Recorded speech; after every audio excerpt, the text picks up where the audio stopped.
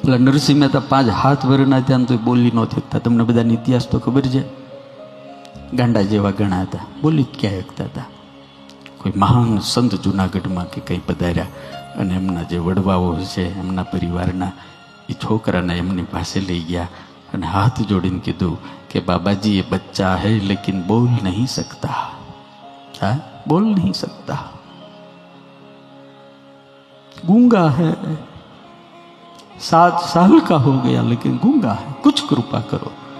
साधु ने देख लिया और मस्तक पर हाथ रख दिया और इनकी जीभ को अपने हाथ से स्पर्श कर दिया और बोला कि बोल राधे कृष्ण बोल, राधे कृष्ण बोल, राधे कृष्ण बोल.